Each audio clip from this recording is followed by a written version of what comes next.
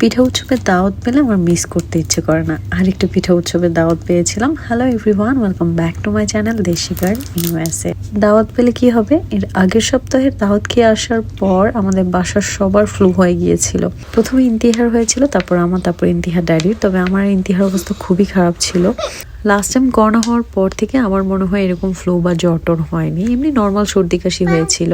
আর এবার ফ্লু ভ্যাকসিনও দেওয়া হয়নি। যাই হোক, বেশি অসুস্থ দেখে ইমার্জেন্সিতে চলে গেলাম, দুজনের জন্য ওষুধ টষুধ নিয়ে আসলাম। আমি তো কিছুটা সুস্থ হয়েছি, ইন্দিহা প্রথমে একবার সুস্থ হয়ে যায়, এরপর আবার ওর জ্বর আসে। আর আমার মেয়ে অসুস্থ থাকলে তো দাওয়াতে যাওয়ার প্রশ্নই আসে না। এছাড়া ভাইরাস অন্য কাউকে ইনফেক্ট করতে পারে, এটাও একটা বিষয় ছিল। তারপর আবার পিঠা বানিয়ে নিয়ে যেতে হবে, অসুস্থ শরীর নিয়ে পিঠা ভর্তা এগুলো বানাতে ইচ্ছে করছিল না, তাই ডিসাইড করলাম যে যাব না। তারপর আলহামদুলিল্লাহ দেখলাম যে দাওয়াতের আগের দিন ও একটু বেটার ফিল করছিল, আর একটু ক্র্যাঙ্কি ছিল যেহেতু অসুস্থ ছিল অনেকদিন।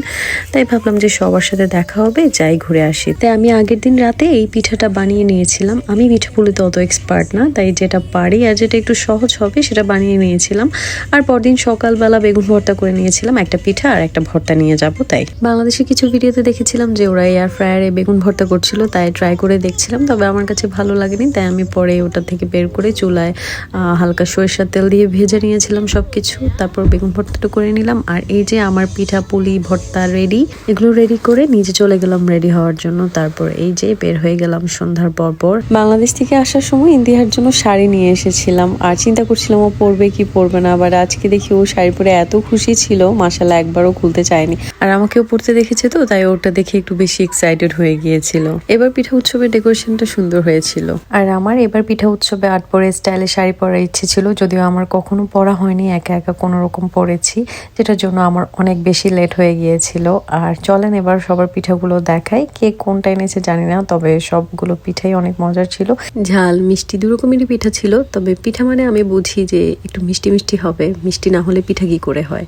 তাই আমি সবসময় মিষ্টি পিঠা যেগুলো ওগুলো টেস্ট করি। অনেকের ভর্তা দিয়ে চিতই পিঠা অনেক পছন্দ, যেটা আমার কাছে একটু বেমানান মনে হয়। এছাড়া চিতই পিঠা যে ভর্তা দিয়ে খায়, এটা আমি ইউএসএ আসার পর দেখেছি। আমাদের ওইদিকে আমি ছোটবেলা থেকে কখনোই দেখিনি। পিঠা শেষ হওয়ার আগে আমরা ফটোশুট করে নিয়েছিলাম। এরপর সবার পিঠা খাওয়ার ধুম পড়ে, আর আস্তে আস্তে ট্রেগুলো শেষ হতে থাকে। সুন্দর সুন্দর ছবি এবং ভিডিও করে দেওয়ার জন্য হলেও লাইফে একটা বন্ধু থাকা দরকার। আজকের জন্য ক্যামেরার ওপাশে থাকা আমার বান্ধবী ছিল ডিরেক্টর, আর আমি ছিলাম মডেল।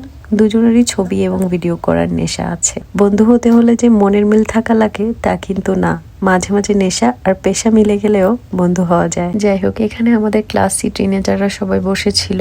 আমরা বড়রা সবাই বাটিক শাড়ি পরেছিলাম, আর ওরা সবাই চুনরি ওড়না পরেছিল। মাঝখানে আমাদের ছোট্ট ছোট্ট পরীরা কেউ শাড়ি, কেউ বা 3 পিস পরে খুনসুটি করছিল, আর আমরা বসে বসে সেগুলো দেখছিলাম। আর ভাবছিলাম মেয়েরা কত দ্রুত বড় হয়ে যায়।